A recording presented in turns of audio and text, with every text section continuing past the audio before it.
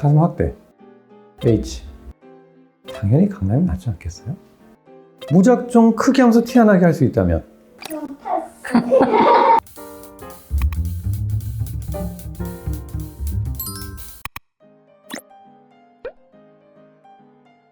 좋아요.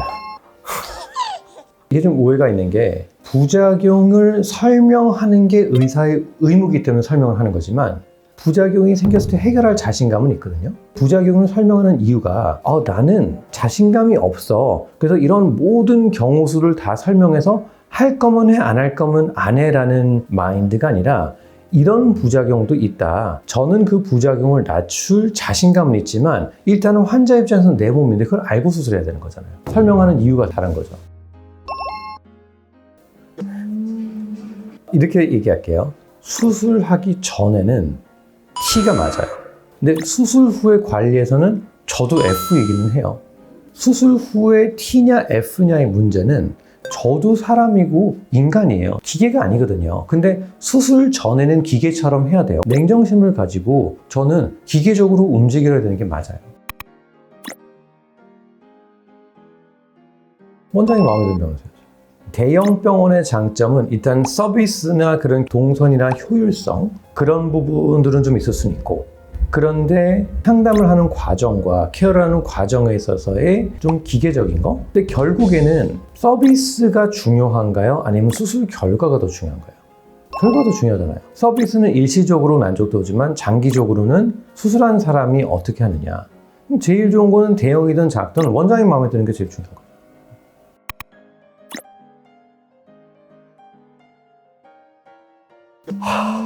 와, 진짜 어렵다. 그 대학병원에 계신 분도 가슴 수술을 많이 하셨던 분이에요?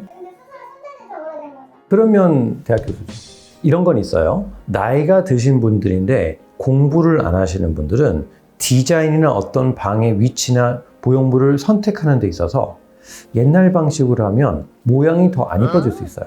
오히려 젊은 친구들이 모양적인 감각과 센스는 교수님보다 더 있을 수는 있어요. 하지만 제가 항상 얘기하는 게 어떠한 수술을 하더라도 모양이 예뻐지는 것도 중요하지만 부작용을 줄이고 응급 위급한 상황에서 어떻게 해결하느냐가 사실 제일 중요한 부분이거든요. 왜냐하면 내 몸이기 때문에 저는 안전이 제일 중요하잖아요. 경험이 많은 사람은 위급한 상황에서 대처를 할 수 있는 능력이 그런 부분에서는 좀 더 안심이 가는 거죠. 그러니까 이게 코 수술을 한다고 보면 젊은 친구들은 젊은 사람들이 어떤 코를 좋아하는지에 대한 뭔지를 알아요. 근데 나이가 좀 드신 분들은 옛날 트렌드로 그냥 띡 올려놓고 끝인 수술들을 하기 때문에 오히려 저는 가슴 수술 같은 경우에는 대학 교수가 맞지만 코 수술할 경우에는 또 젊은 친구가 더 나을 수 있다고 생각해요.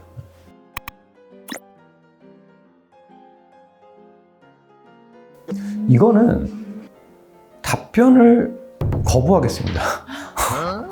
왜냐하면 제가 이제 항상 얘기하지만 가장 좋은 사후 관리는 수술이 잘 되는 거예요. 수술이 잘 되면 사후 관리를 할 필요가 없어요. 그러니까 경과 체크는 꾸준히 해야 되는 게 그러면 원장이 꾸준히 보는 게 중요한 거죠. 그럼 그렇잖아요. 저는 계속 오시라고 하거든요. 한 6개월, 3개월 지나면 괜찮아, 이제 안 봐도 돼요. 저는 그런 건 없어요. 몸의 변형이라는 게 나이 들면서 계속 되는 거고 그러면 경과를 진짜 계속 봐야 달라지는 피부의 양상에 따라서 그거를 대처하고 해결을 해야 되는 건데 원장이 계속 꾸준하게 자주 봐야 되는 거죠. 나는 원장 체크가 제일 중요한 관리라고 생각해요. 사후 관리는 나는 하나도 중요하지 않다고 생각합니다. 첫 수술 연속 3번. 첫 수술을 하는 게 몸이 더 편한 건 있어요. 재수술을 하는 것은 힘이 더 많이 들어가요. 고려해야 될 사항들이 되게 많기 때문에 사실 변수가 좀 많아요. 그런데 만족도 있어서는 재수술하는 환자들의 만족도는 훨씬 더 높아요. 왜냐하면 확대는 0에서 100을 만드는 거라면 재수술은 마이너스 50에서 100을 만드는 거잖아요. 그러니까 그 만족도의 갭이 더 큰 거죠. 재수술이라는 게 이제 예를 들어 크기만 키우는 거다. 그러면 완전 꿀이죠. 근데 크기만 키우는 것보다는 방을 컨트롤해야 되는데 저는 이제 노하우가 많이 쌓였으니까 그것도 사실 어렵지는 않아요.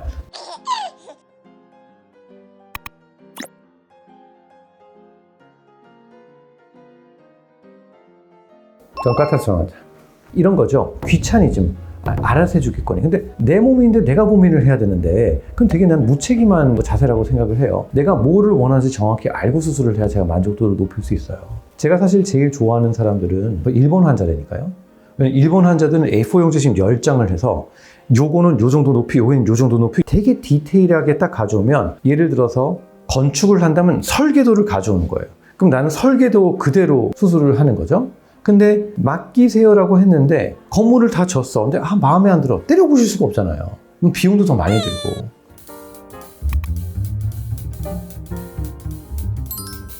밸런스 게임이라는 게 많은 영역에서는 사실 재미있게 적용이 될 수 있겠지만 성형외과 영역에서는 맞다 틀리다를 나눌 수가 없기 때문에 이게 재미 요소로 우리가 시작을 했던 거지만 의학이라는 거는 1 더하기 1이 2가 되지 않기 때문에 그렇게 나눌 수가 없어요. 결국에는 충분한 상담을 통해서 니즈를 서로 공유를 하고 같이 만들어가는 개념이지, 그냥 알아서 해주세요라는 무책임한 태도로 상담을 하지 말고 내 코가 됐든 가슴이 됐건 이게 어떤 모양인지를 정확히 알고 내가 어떤 모양을 좋아하는지를 파악하고라는 거지, 수술적인 내용을 알고라는 내용은 아니에요. 소통이 잘 되고 내 니즈를 잘 맞춰주는 원장님을 만나면 될 거예요. 작은 병원이든 큰 병원이든 원장이 제일 중요하다. 이걸로 결론을 내고 이번 영상 마치도록 하겠습니다. 감사합니다.